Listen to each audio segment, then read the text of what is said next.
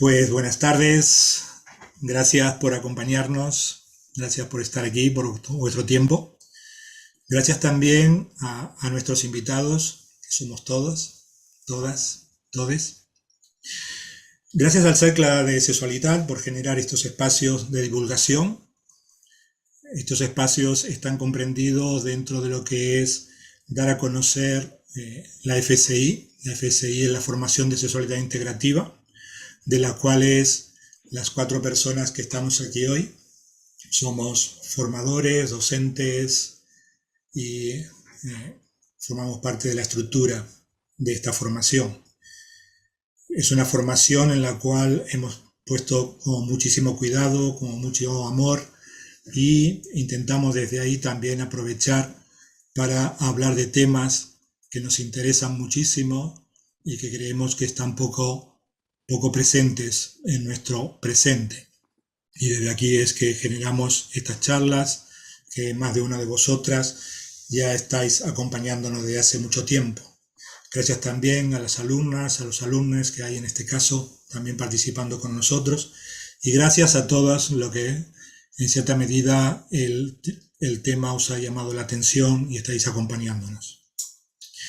El tema de hoy es la psicología transpersonal, sexualidades no binarias, y para ello contamos con Jorge Ferrer, un compañero también de la formación. Jorge Ferrer es doctor en psicología clínica, es autor de varios libros de psicología transpersonal y ha publicado artículos sobre sexualidad y relaciones íntimas, y tiene una gran experiencia y trabajo en universidades de Estados Unidos. Por otro lado, también tenemos a Nuria Costa, que es terapeuta corporal integrativa. Igual puedes levantar la mano, Nuria, por si alguien no te conoce. Está tu nombre también, perdón. Salud. Que es terapeuta corporal integrativa, ha transitado Sexological Bodywork, ¿sí? Ha hecho Gestalt, psicología de eneatipos en el SAT, es máster en sexología y en educador sexual, y es compañera también de la formación, y con ella llevamos transitando bastante tiempo estos caminos. Un placer contar también contigo aquí, Nuria, esta tarde, al igual que con Jorge. También nos acompaña Sandra Bravo, que ella es periodista, es terapeuta Gestalt y activista monógama, autora de Hablamos de Poliamor, un proyecto de divulgación sobre diversidad sexoafectiva. La verdad me enamora profundamente esto de que Sandra sea una activista, ¿no? Porque está aquí presente con toda su ideología, igual que Nuria. Y luego estoy yo, que soy Mario Sánchez Olivera, que también soy terapeuta sexual, he hecho Gestalt, Chinizan, y estoy aquí a través de acompañar también en esta reunión e intentar ser moderador. Como encuadre de la charla, os comentaré que estaremos más o menos 1 hora y media entre el coloquio, la charla que tendremos entre nosotros, y también el espacio de preguntas que pedimos que vayáis formulando en el chat, que iremos recogiendo para luego de un espacio de charla dar espacio también a responder las preguntas, y que se gestione también un poco de lo que es el coloquio, que es donde realmente nosotros queremos llegar, más que transformarse en algo pura y exclusivamente intelectual, que también podamos hablar de nuestras experiencias, propias experiencias, ¿sí? La realidad es que, sin alargarme más en este espacio iniciático, me gustaría preguntaros a Jorge, a Sandra, a Nuria, ¿cuál es, así como historia vuestra personal, vuestro contacto con vuestra experiencia, vuestra trayectoria con las sexualidades no binarias? ¿Cómo lo veis? ¿Qué podemos traer hoy de nosotros mismos aquí a esta realidad? que estamos presentando esta tarde. No sé quién quiere comenzar a hablar de vosotras. Estamos aquí para acompañaros. ¿Sí, Nuria? Siempre soy Perfecto. yo, ¿no? Bueno, primero de todo, yo creo que antes que nada tenemos que decir qué es lo que entendemos por sexualidades no binarias, porque es un término en sí que no existe, ¿no? Como que nos hemos, o sea, no nos hemos inventado, pero así como está claro en según qué aspectos, ¿no? O sea, como también como poder explicar qué es lo que entendemos nosotras como sexualidades no binarias, ¿no? Y aquí, ¿no? Como hablándolo un poco con Sandra y con Jorge, ¿no? Lo que convergíamos, ¿no? En que sobre todo habían como tres pilares que podíamos ver, ¿no? Que uno es clarísimamente el del género, que sí, que se ha autodenominado como no binario desde hace mucho tiempo, sí. Después también hablábamos con, bueno, claro, Sandra como activista en este sentido, ¿no? Pues de modelos relacionales, sexoafectivos, y después también de la orientación sexual de las personas, ¿no? O sea, podríamos como, yo creo que es importante como dividirlo, ¿no? Como para que sepamos de qué estamos hablando, ¿no? Cuando hablamos de sexualidades no binarias. Yo no lo hemos dicho, pero yo también quiero decir que también estoy aquí en calidad de antropóloga, porque soy educadora social, socióloga y antropóloga. Entonces, como que creo que ahí, ¿no? Como de estos estudios, ¿no? Como etnográficos, ¿no? ¿no? Que yo estudiaba ya en la universidad, ¿no? Ahí ya para mí ya empieza a aparecer el amor por la diversidad, ¿sí? Aún así, yo reconozco que hoy estoy movida. O sea, para mí estamos hablando de un tema que es muy serio, estamos hablando de un tema que me toca, que me toca profundamente, que me duele, que me despierta mucha rabia y que ha sido como, y que está siendo también como un espacio de activismo, ¿no? Porque bueno, claro, como mujer bisexual, pues me atraviesa lo no binario, como persona que tiene relaciones no monógamas también. Y siento mucho respeto y también hay una parte de mí que se siente bastante mal de que no, ¿no? Que me gustaría que aquí hubiera invitado a una persona que pudiera representar el género no binario, ¿no? Como lo hemos hablado entre nosotros, ¿no? Y es como algo que sí que veíamos que era muy importante, ¿no? Y que bueno, ¿no? Que no hay una representación aquí. Entonces, yo quiero decirles, ¿no? A las personas que en este caso, ¿no? Que yo no puedo representar, ¿no? Sí que me gustaría decirles que intentaremos tratar este tema desde el privilegio de ser personas cis y desde ser personas que tenemos una expresión de género pues súper congruente con nuestro género asignado al nacer. Y entonces desde este privilegio, ¿no? También sé que estoy hablando, ¿no? Es decir, como que ya de antemano, ¿no? Como si falta esta representación y eso también me mueve, también me movía a la hora de ok, ¿no? Como hasta qué punto podemos estar hablando de esto o no, ¿no? O dar voz, ¿no? Bueno, para mí es importante decirlo. Yo, yo, repito, he vivido en primera persona el tema de la orientación sexual y el tema de las relaciones sexoafectivas, pero el tema del género lo vivo y lo vivo en mi día a día como acompañante, ¿no? Lo vivo en mi día a día acompañando a personas de géneros diversos, ¿no?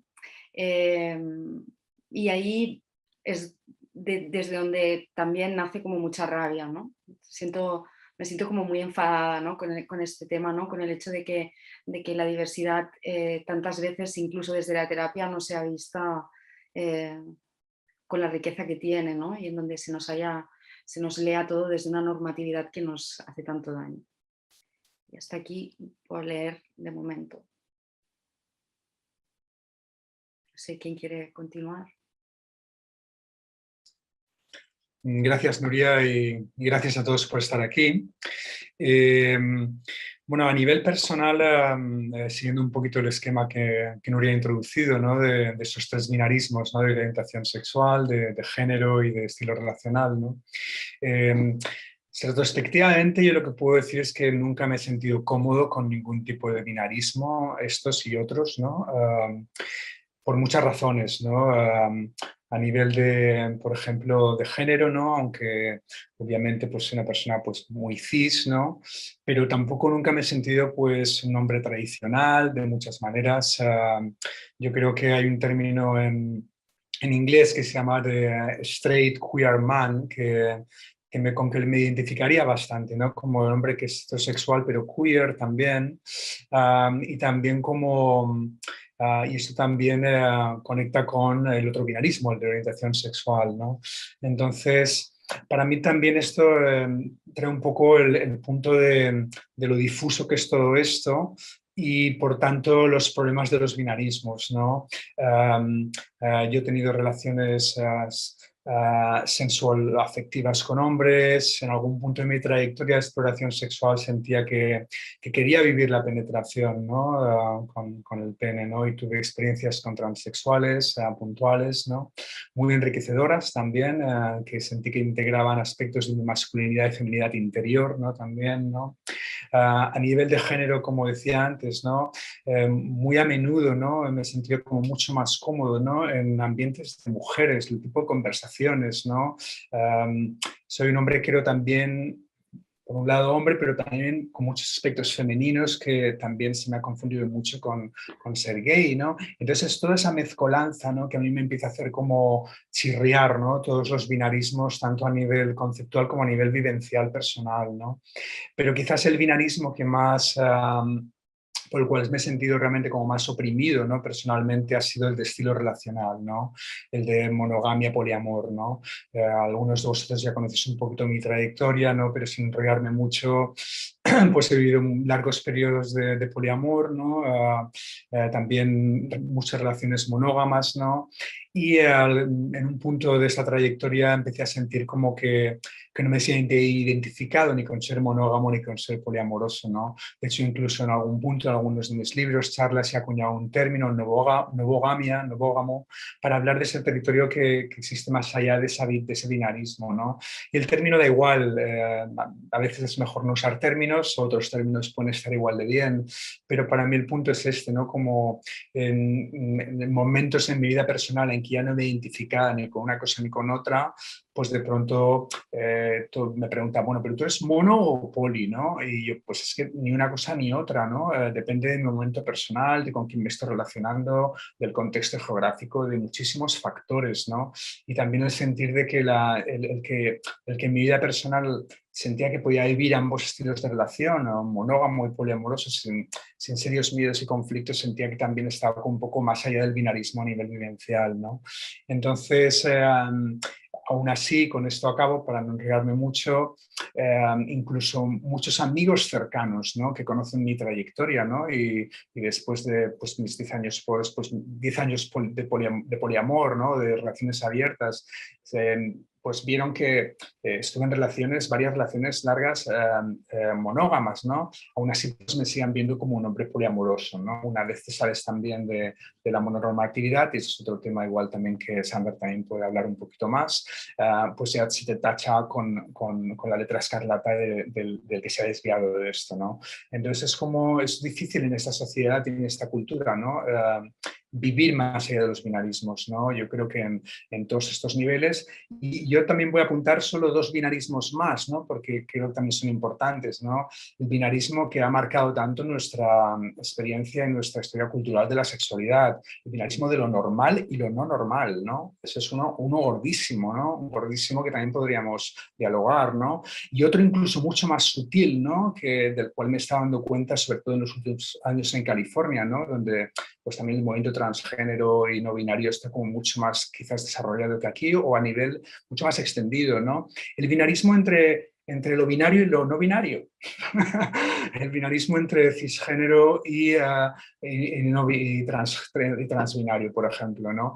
Para mí eso es otro binarismo mucho más sutil, ¿no? Y yo empecé a ver todo más como algo como mucho más dinámico, fluido, ¿no? Como todas estas, como una especie de paisaje, ¿no? Apastelado en el que todos nos podemos situar en otro lugar y otro sin estos binarismos tan rígidos, ¿no? Bueno, lo dejo aquí de momento, paso la palabra a la compañera Sandra y de ahí nos vamos moviendo. Muchas gracias. Hola, buenas tardes a todos. Gracias por la invitación a estar aquí. Y bueno, por añadir o enriquecer, como lo vamos a hacer un poco desde la experiencia personal, ya lo han comentado Nuria y Jorge, ¿no? Pero es verdad, vivimos en una sociedad tremendamente binarista y dicotómica, ¿no? Todo parece que tenga que ser blanco o negro, o sí o no, a favor o en contra, ¿no? Bueno o malo, toda esta cosa como que siempre parece que nos tengamos que ir a dos extremos. Y yo soy una gran fan de los matices y de las preguntas, que realmente se llevan muy mal con las dicotomías y con el sí o el no, o con lo bueno y lo malo, ¿no? Este gran binarismo que para mí lo enmarca casi todo, de lo normal versus lo anormal, es como bastante llamativo, porque al final la sociedad ha decidido qué está bien y qué se puede poner en el polo de lo correcto y qué está mal, y qué se pone en el polo de lo anormal, lo enfermo, lo incorrecto, lo que debe ser modificado, ¿no? Y claro, el gran primer binarismo al que te enfrenta la vida es el género. Naces y si tienes la suerte, entre comillas, de tener unos genitales definidos, si tienes una vulva, te pone la etiqueta de mujer, rosa, ¿no? Femenina, ya tienes una expresión de género muy concreta. Si naces con un pene, te pone la etiqueta de hombre, masculino, eres un hombre, tienes que comportarte de una manera muy determinada. Si yo, por ejemplo, hubiera nacido con unos genitales indeterminados por la edad que tengo, me hubieran mutilado genitalmente, y todavía a día de hoy se sigue haciendo porque las personas intersex molestan porque no encajan en este binarismo de género. Es decir, si una persona de repente no la podemos poner dentro de la casilla de hombre o mujer simplemente por la apariencia de sus genitales, ya es como que nos molesta muchísimo. Y luego, como todo esto también te obliga, dentro del ser hombre o mujer, condiciona todo el resto de binarismos, porque dentro de los binarismos no es lo mismo cuando lo vives desde ser una mujer cis, acorde a esta cosa de soy mujer porque me han dicho que lo soy porque tengo vulva, o a ser un hombre cis. La heterosexualidad se presupone a ambos géneros, y en contraposición estaría la homosexualidad. Pero ¿qué pasa con las personas bisexuales? Como ha comentado Nuria, yo por ejemplo soy bisexual y de repente es primer matiz, primer lugar en el que no estoy en un extremo o en el otro. Luego está lo de ser buena mujer o ser mala mujer, que en este caso, lo que comentaba con la diferencia del hombre, no es lo mismo ser un buen hombre que un mal hombre en función de lo que es una buena mujer o una mala mujer. Una buena mujer tiene que ser santa, y si no, es una puta. Nuevamente esta cosa de decir, vale, yo soy mujer, soy femenina, pero si me gusta el sexo, entonces ya no puedo ser buena ni santa, ya me pone la etiqueta de puta. ¿Lo de puta me sigue permitiendo ser femenina y cumplir con mis roles de género en la cama, o de repente ahí soy un macho alfa? O sea, para que veáis lo absurdo o todas las preguntas que a mí me ha llegado a generar esta cosa de tener que encajar en dos casillas, y además que tienes que seguir como un camino muy recto, ¿no? Que esto como que lo ilustra muy bien Judith Butler, ¿no? Con todo su discurso, y que si te desvías en alguna parte es como que parece que ya no encajas en esta sociedad. Otro gran binarismo, en pareja o soltera, ¿no? Es decir, y si yo no soy monógama porque no lo soy, y no encajo en esta idea de que mi vida se tenga que formular en torno a la pareja, sino que creo que me puedo vincular de otras formas, y que la intimidad y el amor pueden distribuirse sin necesariamente irse al blanco o al negro, a lo exclusivo o a una forma muy determinada. ¿Qué pasa, no? También, nuevamente, si estás en pareja puedes ser madre y por tanto vuelves a ser mujer, y parece que se cierra el círculo. En cambio, si estás soltera, estás condenada a ser una loca de los gatos. Yo tengo dos por aquí que en algún momento aparecerán, y luego te queda la casilla del fracaso social, no eres una loser, porque como mujer, si no eres madre, ni tienes un marido que te llene la nevera y te mantenga, ni tienes una sexualidad recatada, y por tanto puedes ser leída como buena mujer, y eres una marrana y una mala pécora, que te queda en esta sociedad binaria, te queda la casilla de lo enfermo, de lo anormal, de lo estigmatizado, ¿no? Como que todo este tipo de binarismos se van interconectando y al final te van llevando siempre a la casilla de lo correcto o lo incorrecto. Y cómo de enfermizo puede llegar a ser a veces ver que en un sitio, vale, aquí sí que encajo porque, por ejemplo, mi expresión de género es femenina, pero no encajo en muchas otras. ¿Qué pasa? ¿Que una parte de mí es correcta y otra no? ¿Que tengo que subsanar las partes que no encajan en lo normativo? ¿Cómo lo vivencio esto? Pues yo lo vivencio con muchas preguntas y matices, y cuestionando todo el discurso, sobre todo desde el activismo político. Un poco cierro aquí eso de cómo creo que me afecta a mí lo binario y lo no binario, Y simplemente añadir que, como bien ha dicho Nuria, lo digo todo esto desde un privilegio cis, que también me da como mucha pena que no podamos contar con otros discursos más diversos desde las ponencias, y que intentaremos pues recogerlo de la mejor manera que podamos. Aquí lo dejo, compas, para que sigamos debatiendo. Gracias, Sandra. Me llega el título con todo lo que has estado hablando, con todas las etiquetas que has ido nombrando. Me llega el título de tu libro, ¿no? Todo eso que no sé cómo explicarle a mi madre. O sea, creo que se nos hace difícil poder englobar, ¿no? Tanta etiqueta, tanta definición, que realmente nos sitúa aquí y ahora, ¿no? Con respecto a toda esa estructura arcaica que traemos, ¿no? de lo heteronormativo, ¿no? Y de ahí nuestra aportación al día de hoy. Gracias por tu momento. Y simplemente como que lo que has dicho, y como esto también te hace meterte, o que puedes visibilizar quién eres, o vivir en un armario, ¿no? A colación de lo que dices del título.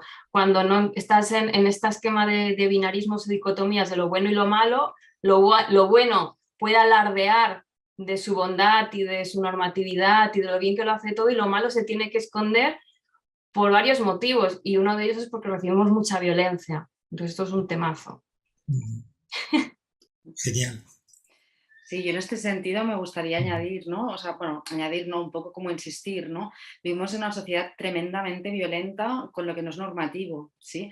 Y esa violencia constante, sobre todo, ¿no? Está mucho en el tema del género, ¿sí? O sea, vivimos en una sociedad muy transfóbica, muy violenta con esto, ¿no? En donde, por suerte, yo creo que empiezan a haber otros espacios, pero la violencia es heavy, y cómo le explicamos nuestras cosas a nuestras madres también podría ser otro título de otra ponencia, porque aquí tenemos experiencias variopintas, ¿no? Gracias, Sandra. Jorge, creo que de tu labor en California, toda esa trayectoria que has hecho con la psicología transpersonal, todas esas experiencias de trabajo tan amplio que has tenido, creo que podrías también poner ese granito de arena que tú traes para que entendamos un poco mejor. Bueno, voy a intentarlo un poquito. Confieso que el título de esta charla para mí también, cuando se presentó, era un desafío, ¿no? Y ahora explicaré por qué. Pero antes me comentabas que podría estar bien introducir lo que es la psicología transpersonal, por si hay alguien en la audiencia que no la conozca. Lo voy a hacer muy brevemente. Es una psicología que nació a finales de los 60, 70 en California. Se extendió por todo el mundo. Y es una psicología, yo diría, dos cosas, ¿no? Que es una psicología que está abierta a la dimensión espiritual de la persona, ¿no? En contraste a la psicología pues, más convencional que estudiamos en la universidad, que de la espiritualidad no se habla para nada. Y también una psicología que habla un poco del desarrollo humano más allá de lo convencional, más allá de lo que la psicología normal te dice que es la salud mental, ¿no? Que quizás hayan cosas más allá, incluso, por ejemplo, más allá de la razón está pues, lo transracional, por ejemplo, y ahora hablaré un poquito más de eso, ¿no? Porque venía al caso, ¿no? Y también es una psicología de la transformación personal. Es una psicología que realmente está enfocada en la transformación del individuo, ¿no? Y bueno, para mí el desafío principal, ¿no? de esta charla es que en realidad desde la psicología transpersonal no se ha teorizado, ¿no? sobre lo no binario realmente, ¿no? No ha habido ninguno de los grandes autores o teóricos o incluso clínicos, ¿no? Pues no hay realmente teorías al respecto, ¿no? La única persona que habló un poco sobre esto fue Ken Wilber, uno de los teóricos más importantes de lo transpersonal, que después se desvinculó del movimiento hacia la psicología integral, y él en su esquema evolutivo de la conciencia, que es un esquema jerárquico, para mí algo patriarcal también, como que la conciencia se desarrolla a través de unos estadios universales, ¿no? Él hablaba que la dimensión del género, ¿no? El transgénero era una dimensión posconvencional, que sí que lo es de muchas maneras a nivel descriptivo, ¿no? Un posconvencional más allá de las convenciones sociales, pero que después en el siguiente estadio estaba lo que le llamaba la unión tántrica alquímica del género dentro de la persona, y en el último estadio sería un estadio que se llamaba como más allá del género, ¿no? Y la persona pues ya no se identifica con ningún género. Para mí esto es lo único que he encontrado en la psicología transpersonal. Para mí es un poco problemático porque también realmente lo que hace también es un poco crear otras jerarquías al respecto, ¿no? Y yo creo que mucho del movimiento no binario va de desmontar jerarquías también, ¿no? Entonces, para mí, lo transgénero ser transgénero no es mejor que ser hombre o ser mujer o más evolucionado, ¿no? O, no va por ahí, ¿no? Yo creo que hay otros valores, ¿no? Como la autenticidad, ¿no? La libertad, ¿no? Como pues, la integridad personal, etcétera, que pueden funcionar en cualquier polo del binarismo o lo que está más allá de lo binario, ¿no? Y por ahí es un poquito por donde iría, ¿no? Pero también lo que sí que podría comentar un poquito es como desde la psicología transpersonal se considera como un poco lo que decía antes, ¿no? Lo que se llama el ego mental racional, que a los que llegamos pues la mayoría de personas en la sociedad con la educación que recibimos, ¿no? Se considera algo que se puede superar también, ¿no? Y parte de lo que el ego mental, cómo funciona a nivel de cómo procesa la realidad, es a través de binarismos. La vida no es binaria, la vida es difusa, es multicolor, es diversa, ¿no? Pero la mente tiene la tendencia, la mente egoica o la mente tiene la tendencia a pues, establecer esos binarismos, ¿no? Como blanco y negro, ¿no? Como naturaleza, cultura, ¿no? Como género, cisgénero, como etcétera. Y encima hacer jerarquías al respecto, ¿no? Entonces yo creo que también aquí hay un punto de contacto, ¿no? De la psicología transpersonal, de esa visión de que hay un desarrollo en la persona que puede ir más allá de lo racional, ¿no? Que puede ser más allá de lo mental, ¿no? Con esas formas de vida que desmontan el binarismo desde lo vivencial, ¿no? Una conexión con como lo que se llama en la psicología transpersonal, esa cognición como transpersonal, ¿no? Y después la otra pincelada que voy a dar, antes de pasar a pues, seguir con el diálogo, sería un poquito como que para mí lo que es incuestionable es que todas las personas que han tenido el coraje, ¿no? De ir más allá de los binarismos convencionales, ¿no? Muchas veces como ha sido a través de una lucha interna bastante fuerte, ¿no? Porque es difícil ir en contra de las convenciones y como decían pues, Nuria y Sandra, también es difícil ir en contra muchas veces de la opresión que puede ocurrir, ¿no? Social y familiar y de las amistades, etcétera, ¿no? Entonces son personas que a través de esa lucha personal para ser quienes son han tenido que realmente conectar con su autenticidad realmente más profunda, ¿no? Y para mí esa conexión con la autenticidad de quién eres es como un signo de lo que yo llamaría como individuación psicoespiritual de la persona, ¿no? Entonces yo creo que también hay algo realmente importante o otro puente, ¿no? Que se podría establecer entre ese desarrollo transpersonal y lo no binario, ¿no? Y después lo último que diría sería que también lo no binario también es algo que se caracteriza en muchísimas ocasiones, sin entrar en absolutos, ¿no? Por fluidez de la identidad y por pluralidad de la identidad, ¿no? En contra de esas visiones homogéneas del self, ¿no? Del yo que muchas teorías pues, psicológicas pues dicen que es como pues el epítome de la salud mental, ¿no? Entonces yo creo que aquí hay algo también que conecta con valores transpersonales, ¿no? Porque cuando uno se da cuenta de que dentro de uno mismo es plural, ¿no? Uno puede ser mucho más compasivo, ¿no? Con uno mismo, ¿no? Pues a lo mejor es una parte mía, ¿no? Que es así, ¿no? Pero no en mi totalidad soy así, ¿no? Y puede entrar una especie de diálogo interno mucho más enriquecedor. Con la fluidez también, ¿no? La fluidez nos dice, y esta es otra de las grandes lecciones, ¿no? Desde pues, este movimiento no binario, ¿no? Pues es que somos trabajos en progreso todo el tiempo, ¿no? Y que no, y eso nos puede también ayudarnos de esos tendencias al autoperfeccionismo, ¿no? Y a la autocrítica y a incluso neutralizar ese crítico interno que también pues desde el ego mental pues siempre está ahí como el dragón que nunca duerme, ¿no?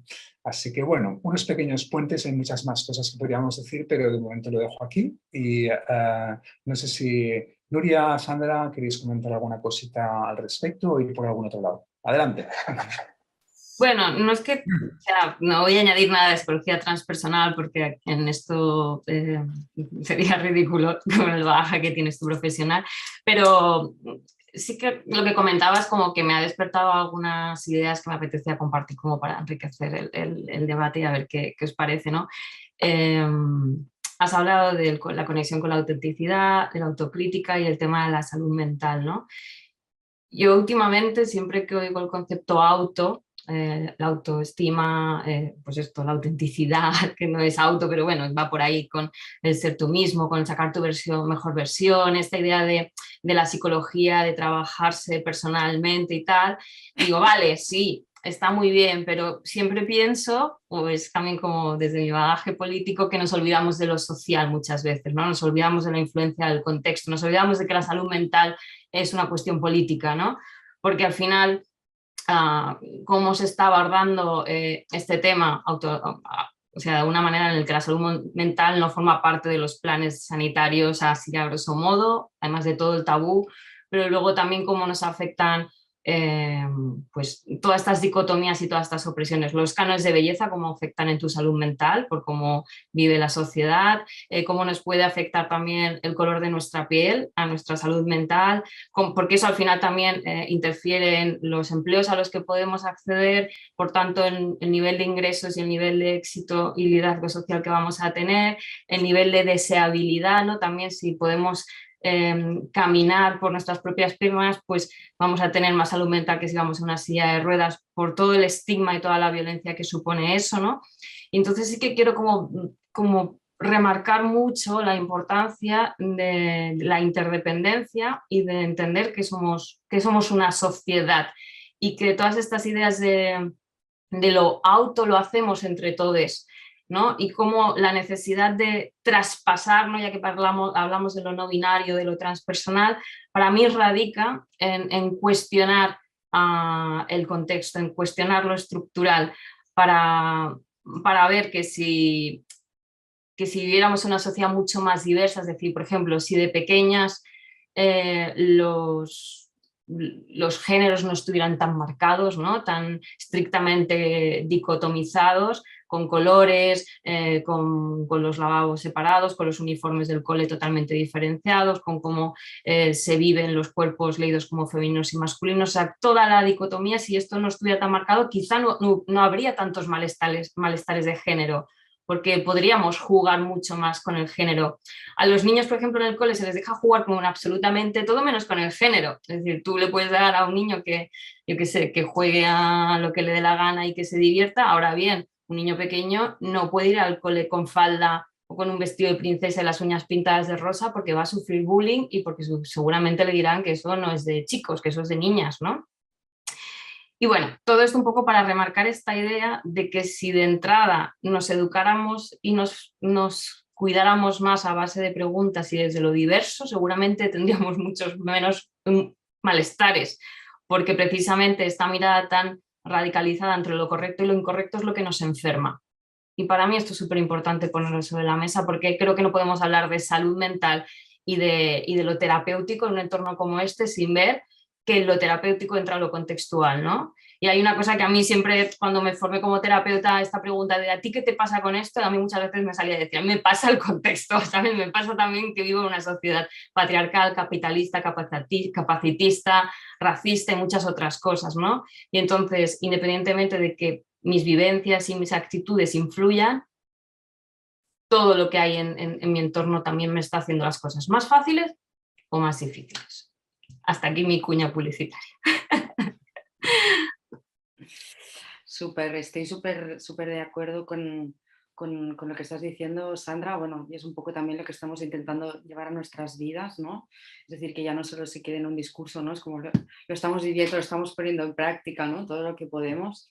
A mí ha habido algo que no sé si lo he entendido bien, Jorge, pero has dicho como que la mente es binaria, ¿no?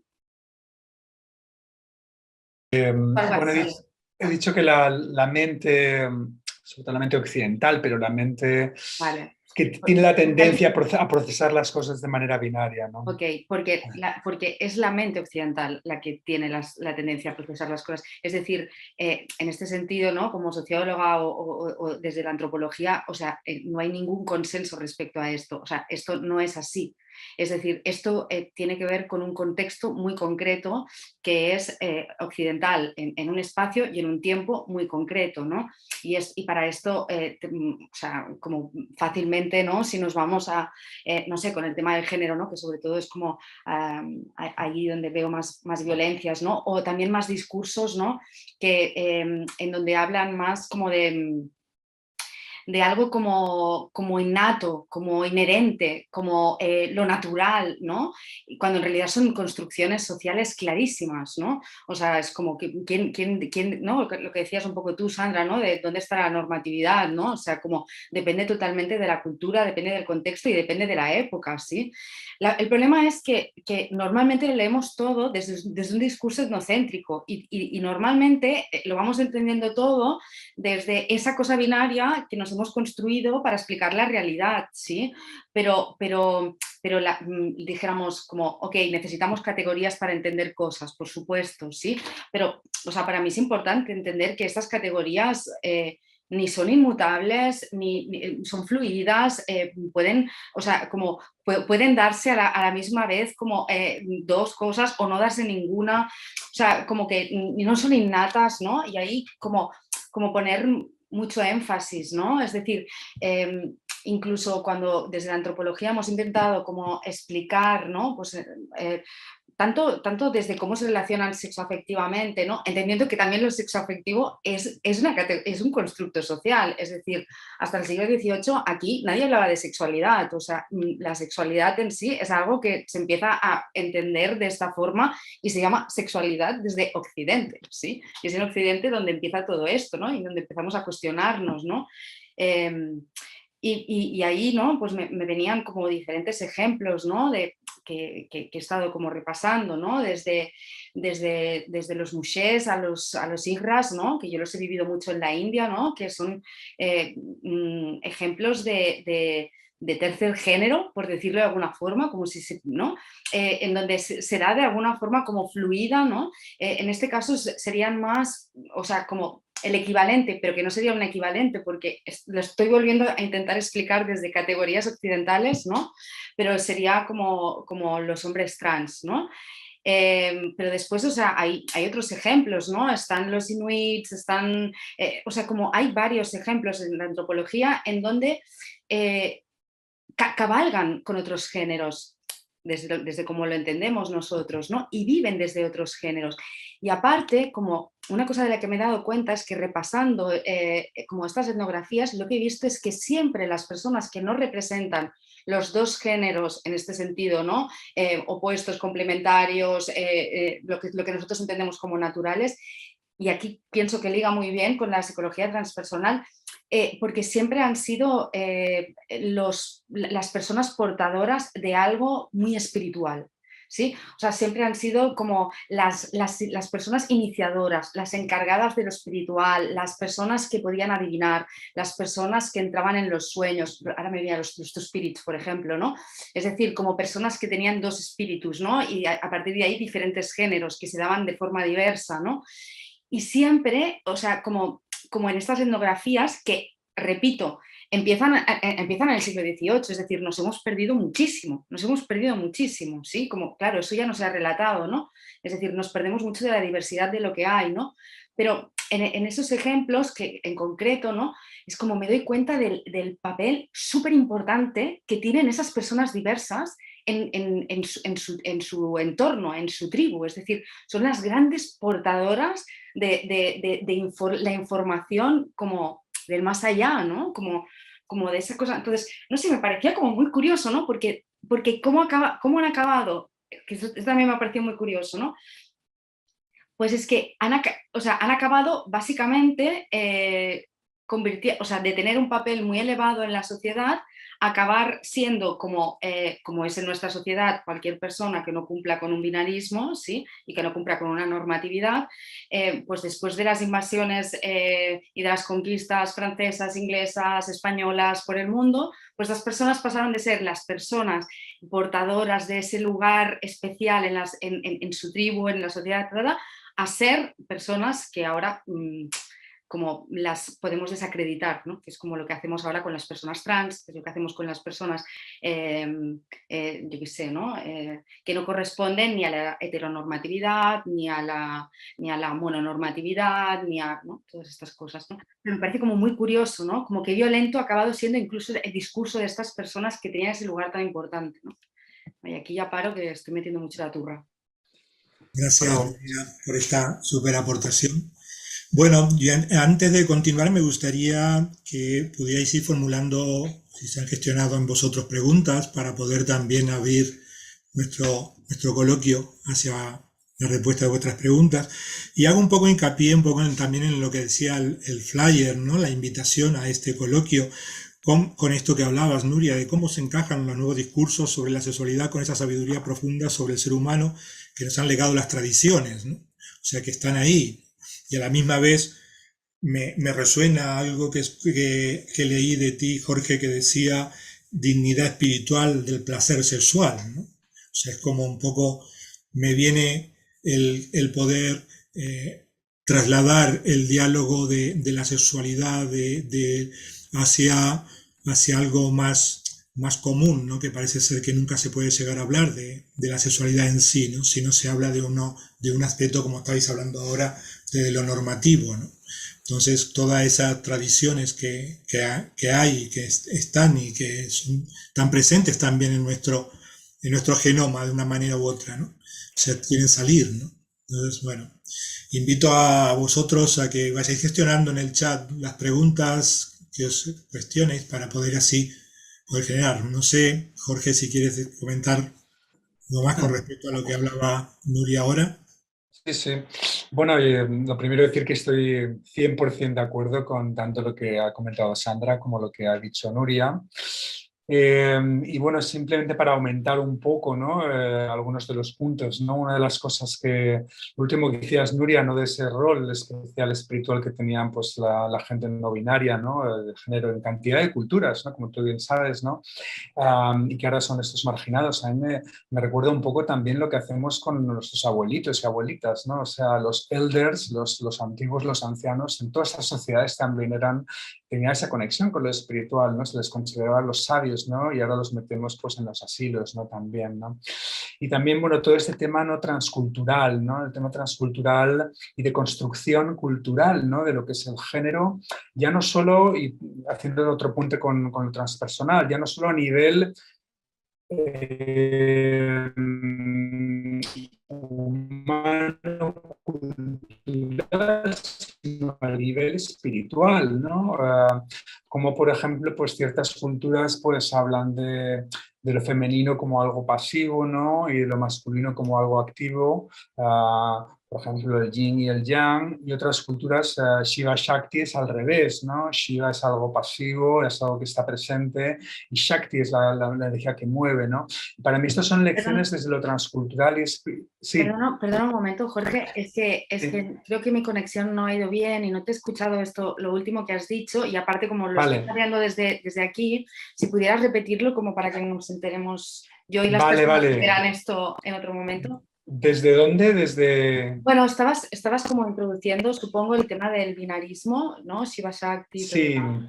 Sí, sí, bueno, un poquito eso, hablando de, bueno, fortaleciendo un poquito este punto de la construcción cultural del género, ya no solo a nivel social, sino a nivel espiritual y transpersonal, ¿no? Como algunas culturas, esto lo hablamos en nuestro prediálogo, ¿no? Por ejemplo, lo femenino se considera femenino y lo masculino pasivo, y otras culturas diferente a nivel transpersonal, a nivel espiritual, ¿no? Entonces esto es muy interesante porque normalmente pues, se tiende a pensar en lo espiritual como algo como universal, ¿no? Que todas las culturas están de acuerdo, y no es así. E incluso el género, esa variabilidad del género, esa construcción cultural del género llega desde la tierra al cielo, por así decirlo, ¿no? Y me parece también como muy, muy curioso, ¿no? Y lo último a comentar también un poco es no sé si, sí, como un poco, o sea, lo sexual con lo espiritual, ¿no? Para mí está súper interconectado, ¿no? Y, por ejemplo, a nivel de estos binarismos de lo mono y lo poli, ¿no? Claro, después pues de muchos años en la psicología transpersonal, ¿no? Y intentando construir pues ciertos enfoques, ¿no? que abrazaran ambas cosas, ¿no? Pues aspectos universales, aspectos muy plurales, ¿no? Siempre decía algo así como no sé, como entregarme a la unidad, ¿no? Me hace abrazar más la multiplicidad y viceversa, ¿no? Cuando te abrazas más lo múltiple, conectas más con algo que es universal, ¿no? Pero eso también lo viví en las relaciones interpersonales, ¿no? Con lo de monogamia, poliamor, ¿no? Como que sentía que cuando estaba, por ejemplo, en una relación con una persona, y esto era un modelo en particular, ¿no? De poliamor jerárquico, cuando más me entregaba a esa persona, más quería abrazar la multiplicidad de muchas otras personas. Cuanto más amaba a otras muchas personas, más quería abrazar a esa persona, ¿no? Entonces, para mí, lo sexual, afectivo y también lo espiritual también está súper conectado, ¿no? A nivel vivencial y a nivel conceptual también, ¿no? Bueno, lo dejo por aquí, que me he ido por muchos derroteros raros, creo. A mí hay una dicotomía que un poco la habéis mencionado los dos, ¿no? Que siempre me ha resultado muy curiosa y como muy, muy, muy construida, que es lo de sexo afectivo, ¿no? Como que parece que se puede separar lo sexual de lo afectivo. Quizás la parte afectiva a lo mejor podemos también meter toda esta parte más espiritual, por decirlo de alguna manera, pero es como esta idea de decir, tú puedes tener un encuentro sexual que sea puramente sexual, esta idea de solamente sexo, y dices, a ver, en el momento en que te relacionas con una persona, te relacionas con la totalidad de la persona, ¿no? Es decir, la totalidad de la persona incluye emociones, aunque sea una emoción de desagrado y de no quiero volver a verte nunca más, ¿no? Como esta cosa que también para ciertos temas de cómo quizá muchas veces se confunde también lo espiritual con lo moral, ¿no? Tienes que separar lo sexual y lo afectivo para poder también abrazar ciertos modelos como la construcción de la monogamia y para poder también quizá justificar la infidelidad como una cosa que esto solamente es sexo y en el fondo sigo súper enamorada de mi pareja y por tanto no estoy cuestionando el mandato monógamo, separando que no, ahí no hay afecto, ahí no hay nada pues, más espiritual o más transpersonal, si lo queremos decir, es solamente mi cuerpo, como si en el cuerpo no estuviera las emociones, ¿no? Esta idea que también muy, muy occidental de que podemos separar lo emocional o lo que no es tangible del cuerpo, ¿no? Y a mí este binomio de lo sexoafectivo me parece también como muy central y muy interesante e importante de debatir en espacios como este donde hablamos también de lo terapéutico, ¿no? Porque es como una gran paradoja y supongo que, por ejemplo, tú, Nuria, en terapia te debes encontrar con gente que se debe hacer unos cacaos mentales con estas cosas interesantes. No sé si hay algo por ahí que te apetezca comentar desde tu experiencia profesional. Sí. Sí, aquí viene un poco mi enfado, que aquí voy a explicar un poco más mi enfado, ¿no? Porque o sea, realmente yo creo que, o sea, obviamente nosotros somos firmes defensores de la diversidad, ¿no? O sea, si no, no estaríamos aquí, no estaríamos hablando de lo que estamos hablando, ¿no? Y de esa riqueza de la diversidad, ¿no? Como de la que hablabas tú, Jorge, ¿no? De la que hablas tú también, Sandra, ¿no? Es como ostras, yo en lo terapéutico o sea, encuentro mucha falta, o sea, me pregunto como esas sexualidades no binarias, que las hemos denominado así, ¿no? Como cuánto espacio tienen en la psicología transpersonal, cuánto espacio tienen en la psicoterapia y cuántas violencias en nombre de lo normativo se han ejercido y las vemos, y yo por lo menos las veo cada día en terapia, ¿no? Y en este sentido, o sea, como tengo una crítica muy grande a hacerle a la psicoterapia, en general, yo creo que ya está pasando, que realmente estamos abrazando la diversidad, o sea, ya está pasando que están habiendo movimientos en este sentido, ya está pasando que a mí a terapia vienen muchas personas de género fluido, personas a género, y yo acompaño esos procesos, ¿no? Y como ya está, no hace falta irse a algún, o sea, es como ya las personas se están cuestionando también, ¿no? Lo sexoafectivo o lo sexual o lo afectivo, ¿no? O lo junto, no sé, díganme con vulguem, ¿no? Las personas realmente se están cuestionando todo esto, ¿no? O sea, la heterosexualidad ya no es la norma, o sea, yo lo veo mucho, ¿no? Pero veo mucho como las personas vienen rebotadas de terapeutas que no han sabido recoger esa diversidad y la han estigmatizado y han problematizado y han considerado eso como algo, ¿no? Como anormal, como decías antes tú, Sandra, ¿no? Como algo normal, como algo como enfermo, como algo que tiene que sanarse, como que no, que tiene que pasar por un, ¿no? Esto lo vemos clarísimamente, ¿no? Con los discursos, con la monogamia y sobre todo en donde más se ha patologizado clarísimamente es en el género. O sea, ahí es donde sobre todo han pillado muchísimo, ¿no? Están ahí en el DSM colocaditos, ¿no? Esas personas como personas que tienen, no me acuerdo ahora cuál es el término del DSM-5, pero bueno, disforia de género, ¿no? O sea, como realmente yo tengo la sensación de que como psicoterapeuta tengo la sensación de que nos estamos quedando muy cortos, de que necesitamos muchísimo más reciclaje. La vida en la sociedad ya necesita otras explicaciones, necesita otras narrativas y necesita otro tipo de acompañamientos que no son los que estamos ofreciendo, a no ser que seamos personas que, como nosotras, que nos estamos revisando profundamente y nos bancaremos nuestras cagadas, ¿no? Entonces, como lo veo mucho en general en las escuelas, lo veo mucho también en lo grupal, ¿no? Y recojo muchas personas muy retraumatizadas por eso, ¿no? Es una denuncia que me gustaría como de alguna forma también ponerla aquí, ¿no? Porque también es como parte de por qué yo hoy estoy aquí hablando de esto voluntariamente, ¿no? Lo estoy haciendo pues porque me gustaría prevenir que estas cosas no pasaran, me gustaría de alguna forma contagiar ese amor por la diversidad, ¿no? Y esa despatologización de todo lo que no sea binario, ¿no? Porque hay mucho dolor ahí, hay mucho trauma ahí, mucho, y hemos hecho mucho mal. Entonces, Freud ya no puede explicar lo que nos está pasando ahora. Es como, ok, ¿no? Como muchas cosas que necesitamos ya, se dieron en un contexto, explicaron cosas, pero ya no son las que están pasando. Y ahí nos estamos quedando cortos. Yo tengo la sensación de que tenemos que espabilarnos más. Bueno, yo creo que está bastante claro que mientras el programa educativo incluya temas de género y de sexualidad, en un contexto como mucho más amplio, sí que están habiendo ahora espacios en escuelas donde se están abriendo a todo tipo de líneas de trabajo, pero en realidad falta como mucha base, ¿no? Porque desde ahí es donde vamos realmente a poder cambiar la mentalidad, ¿no? O sea, a ver, nosotros, Mario, de hecho, o sea, estamos en una escuela en donde lo que estamos intentando es dar cabida a esto y lo estamos intentando a tope y aún así nosotros mismos, o sea, nos encontramos con discursos aquellos totalmente idos, ¿no? Nos tenemos que ir revisando constantemente, ¿no?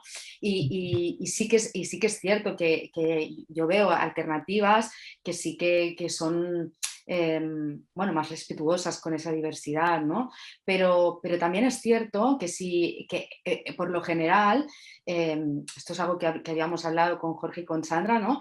Que yo veo muy claro, o sea, como la gente que se quiere trabajar la sexualidad, aparte del tantra, que es súper binario, no hay tantos espacios. O sea, realmente necesitamos esos espacios, necesitamos que se generen esos espacios. ¿Cómo de alguna forma, ¿no? Hablábamos con Jorge esto ¿no? que contabas, Jorge, de que es lo que pasaba, ¿no? En los espacios tántricos, ¿no? Como que lo máximo que podemos conseguir en un espacio tántrico es que integres lo femenino que hay en ti, que integres lo masculino que hay en ti, pero ahí nos estamos yendo a algo también otra vez binario, ¿no? Esa cosa de que tiene que haber paridad, de que tienen que haber tantos hombres cis como mujeres, o sea, es como nos faltan esos espacios, ¿no? Y animo mucho que los generemos entre todos. También desde esa cosa que decías tú, Sandra, desde lo colectivo, ¿no? También, o sea, desde esa interdependencia, o sea, y nosotras yo creo que estamos hablando, ¿no? Nosotros estamos hablando como desde la élite, porque tenemos la suerte de ser un altavoz, porque tenemos muchos privilegios y que nos han llevado a hoy estar aquí y pues, que eso tiene que servir para algo, ¿no? Bueno, tenemos aquí una par de preguntas que nos pregunta Cris Pastor. Y dice, ¿realmente se puede hablar de unos binomios binarios y no binarios en lo relativo a la orientación sexual o a las relaciones? ¿No invisibiliza eso la realidad no binaria en cuanto al género? No No acabo entiendo la pregunta. no acabo de entender exactamente la pregunta. Bueno, yo creo que es una perla enorme, pero no sé, yo no acabo de poderle poner luz. Por eso la paso así. Cris, si puedes reformularla, nos gustaría mucho poder atenderla, pero yo la verdad es que reconozco que tampoco... Sí, bueno, si queréis lo digo por voz mejor. Claro, súper. Bueno, lo que quería decir es que estáis hablando todo el rato en estos términos de que estos binomios binario y no binario se pueden aplicar a otras dimensiones, como a la de la orientación sexual o las relaciones poliamorosas o monoamorosas, ¿no? Esto es lo que estoy entendiendo, que estáis hablando de que se puede aplicar a esto también, no solo a la identidad de género. Y yo pienso bueno, que esto puede invisibilizar a las identidades realmente no binarias que pasan por un proceso de sufrir pues una opresión sistemática, ¿no? No sé si se ha entendido mejor. ¿En qué sentido consideras que invisibiliza? A ver si así te... Bueno, es un planteamiento solamente, es una cuestión. O sea, quería saber por qué pensáis que está tan relacionado, por ejemplo, la orientación sexual con hablar de la orientación, la identidad de género. O sea, como cosas no binarias. O sea, no sé si me expreso, no sé si me explico.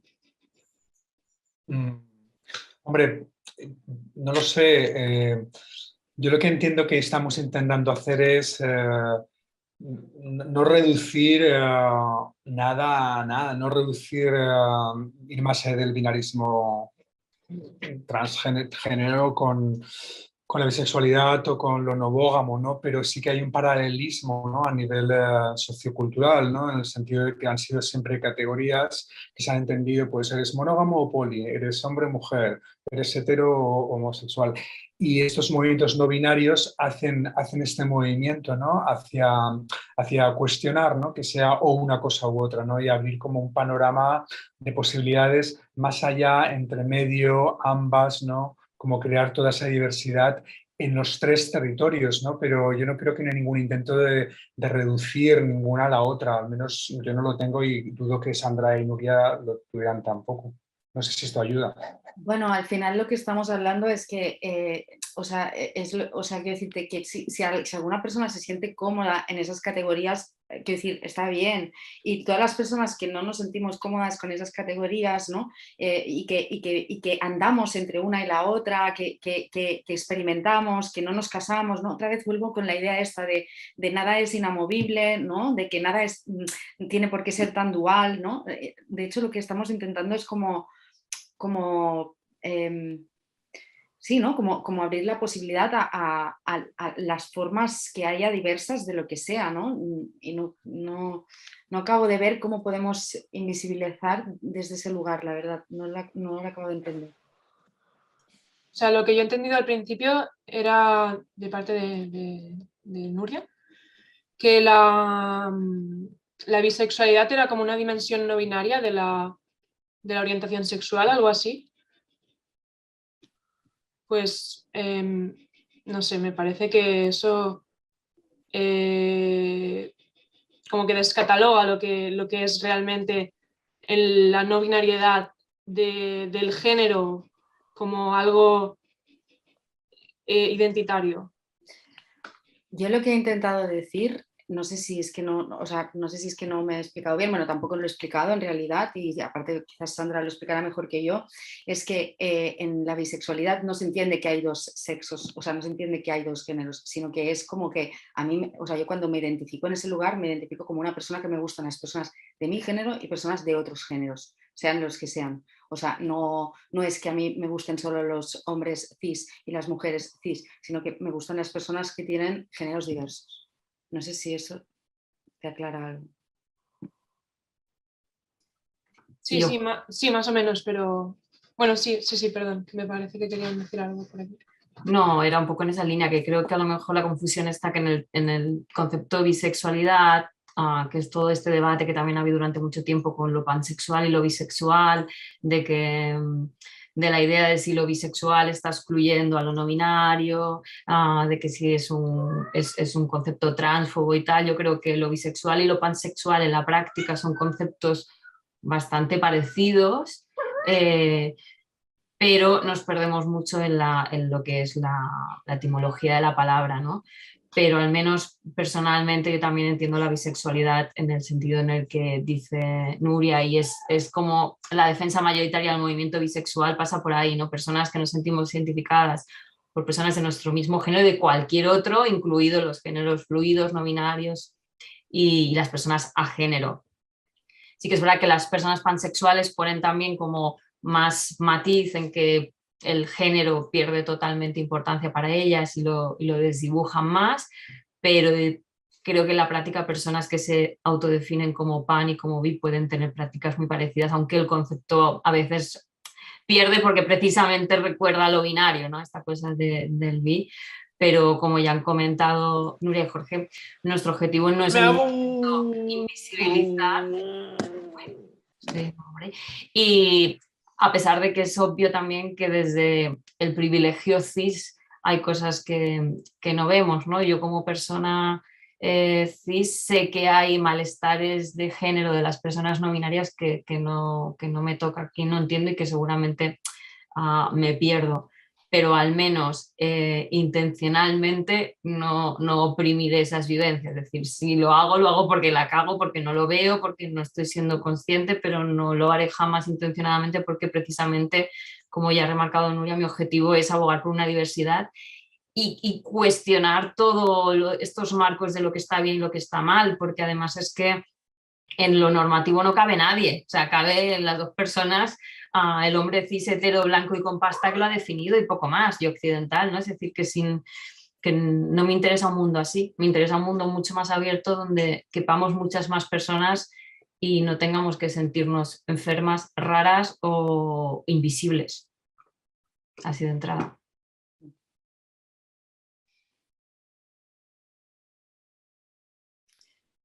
En cualquier caso, pienso que decir que en lo normativo no cabe nadie, bueno, sí que es verdad que todo el mundo tiene algún eje de, bueno, todo el mundo, no todo el mundo, ¿no? Pero todos pasamos por algún eje de opresión, sea de género, de sexualidad, bueno. Pero decir eso creo que desdibuja un poco las fronteras de lo que realmente, bueno, no sé. He dicho, tienes razón, lo he dicho de manera como exagerada, las opresiones y los privilegios son totalmente interseccionales, ¿no? Pero cuando digo esta frase, la digo sobre todo como para criticar esta cosita de que hay que aspirar a lo normativo, ¿no? Digo, pero es que en esta idea de lo normativo como tal, de perfección, yo sí que realmente creo que prácticamente no entra mucha gente, a pesar de que, como bien dices, todas las personas estamos interseccionadas por privilegios y opresión, es decir, no son como compartimentos estancos, ¿no? Y esto yo creo que de los feminismos negros en su momento nos dieron una gran lección en esto a las feministas blanquitas, que íbamos como en plan, soy mujer y esto ya soy como la definición de la opresión, y es en plan, la chata, que si eres pobre, negra, no sé qué, no sé cuántos de quinto, a lo mejor tú no estás tan mal.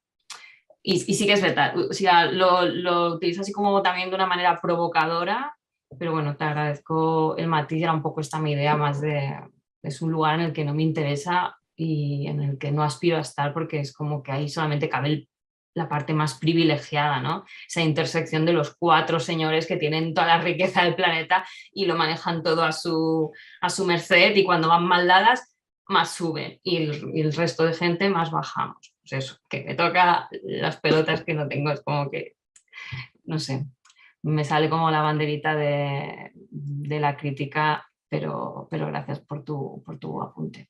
A mí me gustaría añadir un par de cosas desde la visión de lo terapéutico. Una es la normatividad.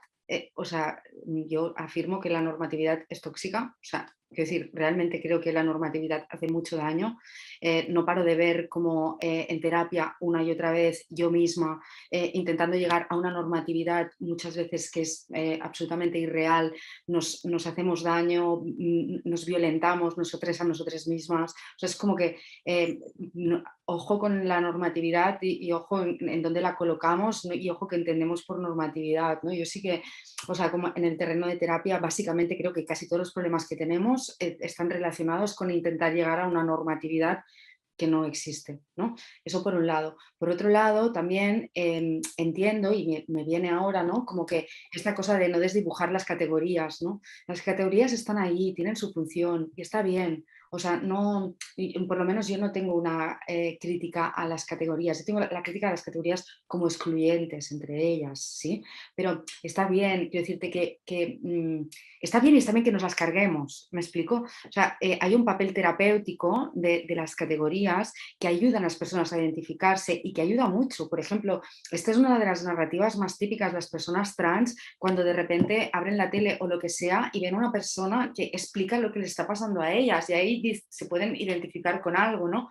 Es decir, no es que estemos abogando por una anarquía aquí, o sea, tenemos que hablar, necesitamos palabras, necesitamos ideas, necesitamos categorías, pero y tienen su función, ¿no? Pero pongámoslas en duda, ¿no? Y pongámoslas en duda sobre todo cuando entendemos que eso es lo normal, porque es difícil definirnos ahí, ¿no?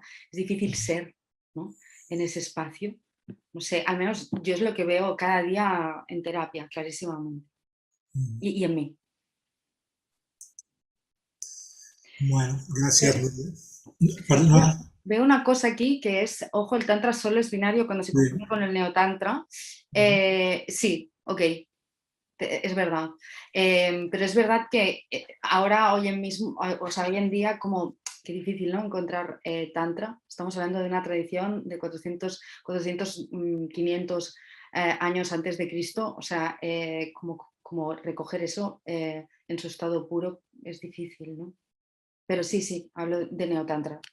Tienes razón, Iván. Yo, una cosa sobre el tantra, que bueno, se puede el tema del binarismo, pero en el fondo sí que creo que es un poco binario, porque se hace por parejas, hola, ¿qué tal las personas que no nos relacionamos así? Y porque es eminentemente heterosexual. Entonces, no sé cómo lo veis, pero sin decir mucho más, sí que creo que tiene un punto ahí del dúo, como mínimo. Sí, pero también es verdad que el neotantra, o sea, esto es más lo que estamos consumiendo ahora, ¿no? Que es el neotantra. O sea, el tantra como filosofía en sí no tiene por qué coger esta forma, ¿no? O sea, sí, yo también, vale, también me refería a lo que vemos más en Occidente. Mira, ya tengo mis... Sí, un poquito por matizar esto, sí que totalmente de acuerdo, ¿no? Claro, en realidad, claro, el tantra que nos ha llegado es un tantra globalizado, también es un tantra más democratizado, también es un tantra... Es que hay una diversidad de tantras, ¿no? En la historia, tanto del hinduismo como después del budismo tibetano, tremendamente diversos, ¿no? Pero de las prácticas tántricas más antiguas, hay un compendio de los Tantra in Practice, se llama, está en inglés, de los escritos tántricos más antiguos en el hinduismo, ¿no? Las primeras tántricas originales no tenían nada que ver con relación hombre-mujer, ni mejorar la sexualidad, obviamente, eran empoderamientos en base a romper tabúes brahmánicos, y el mayor de todos era beber la menstruación de una mujer. Es una de las prácticas tántricas más originarias de todas, ¿no? Que no tienen nada que ver con lo que se hacen en los talleres tántricos hoy en día, ¿no? O sea, un poco, bueno, fortaleciendo este punto, ¿no? Pero sí que yo creo que en la historia del tantra ha habido de todo, y también ha habido patriarquía y ha habido de todo, ¿no? Incluso también en tantras clásicos, ¿no? Pero bueno, ahí yo creo que hay pros y cons en el neotantra, y pros y cons, y estamos hablando de momentos históricos muy distintos también, ¿no? Bueno, lo dejo aquí. Sí, la importancia de contextualizar, ¿no? Otra vez, ¿no? Como la importancia de contextualizar, de entender que esto lo estamos leyendo desde un contexto, desde una óptica occidental. O sea, vale. Aquí hay una aportación de Héctor. Mario. No te oímos, Mario. Digo que es una aportación bastante larga, no es una pregunta. No sé cómo... Bueno, ¿la leemos? Sí. Vale. Esto Rollo nos comenta respecto a la aportación de la que se estaba hablando. Respecto a la aportación de que se estaba hablando, si generalizamos el no binarismo en varios aspectos que quizás no están basados tan en un binomio como en la identidad de género, entre paréntesis, entrando en orientación sexual, considero que se lleva considerando como un eje desde hace bastante tiempo. Se puede abogar al error de indicar como menos relevante el nivel de afectación de otros aspectos en los que todavía sí hay binomios mucho más claros a nivel sociocultural, entre paréntesis, en nuestra sociedad actual, puesto que, como se han comentado, el progreso hacia una perspectiva más amplia en según qué áreas sigue siendo un problema en la actualidad. De ahí que crea que hay que tener cuidado con cómo se trata el no binarismo. ¿Tenéis algo que aportar hacia ello? Interseccionalidad, que es bastante de lo que ha hablado Sandra y con lo que estamos todos de acuerdo, ¿no? No sé, Sandra, si vols aportar algo.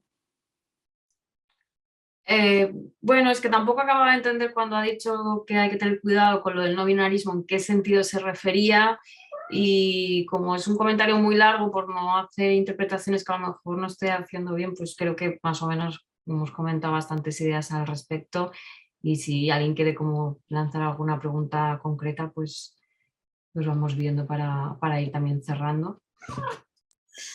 Sí, nos están quedando bastante poquito tiempo para terminar, o sea que os invito a que si tenéis algunas preguntas en concreto para que podamos seguir con el coloquio, y damos gracias también por las aportaciones y de las personas que se están retirando. Gracias. Venga, os animamos mucho a que participéis. Claro. Nosotros hemos hablado un montón. ¿A nadie le surge ninguna duda? A mí. Vamos a compartir. Venga, ahí. Gracias. Es para ti, Nuria. Vale. En el espacio terapéutico, ¿qué crees que es importante, no, de la terapia individual? ¿Qué crees que es importante que los terapeutas tenemos que deconstruir en cuanto a binarismo, en cuanto llega una persona? Como sé que es muy amplio, ¿no? Pero así como desde tu experiencia, ¿qué recomendarías? Que creo que da para toda una formación, pero bueno. Sí, totalmente. Totalmente. Bueno, aquí también, o sea, decir que también somos terapeutas, o sea, las 4 personas que estamos aquí, pero sí, mira, yo la verdad es que no sabría ni por dónde empezar. Creo que Jorge tiene más ideas respecto a esto y creo que puede aportar más, pero lo que sí que puedo aportar desde mi experiencia es que el hecho de haber vivido, como de realmente, o sea, haber vivido y haber sufrido lo no binario en mí, ¿sí? El hecho de, por ejemplo, ¿no? Pues, haberme movido, ¿no? Desde la monogamia a la no monogamia, estar encontrando cuál es mi lugar, me hace acompañar a las personas desde un lugar completamente diferente. Es decir, que creo que, o sea, como no creo que todo el mundo tenga que vivir todo para poder acompañar, pero sí que obviamente mis experiencias me han ayudado muchísimo, muchísimo. O sea, yo ahora todos los polidramas que vivo, por ejemplo, en la terapia individual, es como que ya sé por dónde, porque los he vivido yo, ¿no? Ya puedo avisar, ya puedo decir, estate al tanto, ya, ¿no? O sea, como, no sé, también, no sé, claro, yo me he trabajado mucho, he leído mucho, o sea, me he trabajado mucho el tema de mis privilegios y he intentado como también, ¿no? O sea, yo lo que diría es, o sea, el único consejo que puedo dar, no lo tengo muy claro, pero la única cosa que tengo muy clara es, si no lo tienes claro, no te metas, porque puedes hacer mucho daño. Ahí sí que eso lo tengo claro, ¿no? O sea, como hay a medias tintas, por muchas veces cosas que podemos pensar que ¿no? que estamos a favor o que realmente si no has hecho un proceso de construcción propio, creo que realmente es importante esto. Sí, creo que eso es lo que me vendría, pero yo sé que Jorge tienes tú también cositas a decir con esto porque recuerdo haber leído algo tuyo. Bueno. La Sandra. Sí, muy brevemente. Yo no sé, quizás incluso más allá de esto de ir más allá de los binarismos y tal, ¿no? Yo creo que muchas de las personas que vienen a consulta, ¿no? Son personas que lo que necesitan es apoyo y empoderamiento para ir más allá de las normatividades que les oprimen, ¿no? Tanto si es una normatividad heterosexual, como una normatividad cisgénero, como una mononormatividad, una normatividad de la monogamia, ¿no? Que es un poquito, yo me especializo más en eso, ¿no? Gente que viene y pues está pues un paradigma monógamo, casado, pero realmente se siente poliamorosa. Entonces, a veces puede ir, el proceso terapéutico puede ir a llegar a un lugar que va más allá de los binarismos, ¿no? Pero no necesariamente, ¿no? Yo creo que la mayor parte de personas que vienen a terapias por estos temas, el primer paso es apoyarlas, empoderarlas, ¿no? Para realmente como que sientan que realmente pueden, ¿no? Que pueden vivir la vida que ellos quieren vivir y que ellas quieren vivir y que ellas quieren vivir, ¿no? Y no es fácil precisamente por lo que Sandra comentaba al principio, ¿no? Por todo el conjunto de factores socioculturales, políticos, familiares, etcétera, que están ahí, ¿no? Pero bueno, me gusta la imagen de la sesión terapéutica o del espacio terapéutico como una cabina revolucionaria, ¿no? Como una cabina realmente de apoyar a las personas a hacer una revolución personal y también tomando conciencia, ¿no? De todo, de los límites también que pueden tener contextuales, ¿no? Culturales, ¿no? Que a veces son realmente pues muy, muy fuertes, ¿no? Yo, por añadir a lo que han comentado, te digo una cosa que me nace, que te puede parecer muy obvia, pero a mí me parece muy útil, que es no presuponer. No presuponer absolutamente nada. O sea, no presupongas que una persona, porque tenga una expresión de género femenina, es una mujer, ni lo contrario, que porque tenga una, perdón, quito una gata, que porque tenga una expresión de género masculina es un hombre, ni que porque te haya dicho que es no binaria y un día se exprese en femenino y digas, pues, y antes se expresaba en masculino y dices, pues entonces ahora ya ha cambiado de idea. No presupongas que si te habla de amor te está hablando de su pareja, ni presupongas que es heterosexual. No sé, es como para mí una de las cosas más importantes es no presuponer. Porque si presupones es muy fácil que hagas lo que ha dicho Nuria, te metas en un embolado que patologices todavía más a esa persona, porque sí que puede ser que tú presupongas que es hetero y que por estadística esa persona sea hetero. Pero puede ser que no lo sea y que además lo lleve con mucho trauma en un armario enorme y que le genere mucha ansiedad y que de repente su terapeuta le haya vuelto a leer en clave hetero cuando eso es su drama, pues le puede causar mucho dolor. Entonces siempre una cosa como muy obvia y de ir por casa es no presuponer jamás. Sí. Para mí Perdona. Bueno, estoy súper de acuerdo con lo que dices, Sandra, y también es una cosa que siempre dices, ¿no? Como desde la norma lo que se entiende es que somos leídas como personas mono, heteros, ¿no? Como personas cis, ¿no? Es decir, siempre se entiende desde ahí. Entonces, yo creo que un buen antídoto en la línea de lo que dice Sandra es la curiosidad, pero una curiosidad sana y real, ¿no? Es decir, intentar realmente, o sea, como tener una actitud curiosa hacia la otra persona, en donde es muy rico cuando en terapia le presentamos como todas las opciones posibles, ¿no? Para ir descubriendo quién eres tú y qué necesitas tú, ¿no? O sea, desde esa curiosidad, ¿no? Desde esa cosa como más limpia, ¿no? Que tiene como ese espacio terapéutico, si es cuidado y con mucho apoyo, como dice Jorge, ¿no? Caemos mucho en la confrontación muy fácil. Yo cada vez soy más fan del apoyo en terapia. Creo que es súper importante. Y otra cosa que también me parece importante, que me ha venido después, ¿no? Es entender que desde esta normatividad, la que es, o sea, la persona, o sea, como intentar que la persona tenga la vivencia, no solo que entienda, sino que tenga la vivencia de que lo suyo está bien, y lo violento es la sociedad, ¿no? Es decir, y eso es muy importante, entender que estamos en una sociedad que es violenta y que es violenta con la diversidad. Entonces, también desde ahí, ¿no? Como ayuda mucho a despatologizar, como ver qué es lo que viene de la sociedad y qué es lo que es de la persona. Bueno, a mí me gustaría decir que estamos en los últimos minutos y, bueno, por formar parte de esto también, para mí el respeto, la escucha sin prejuicio, como se está diciendo, y sobre todo también trabajar mucho con el campo, ¿no? O sea, qué es lo que hay en este momento, aquí y ahora, ¿no?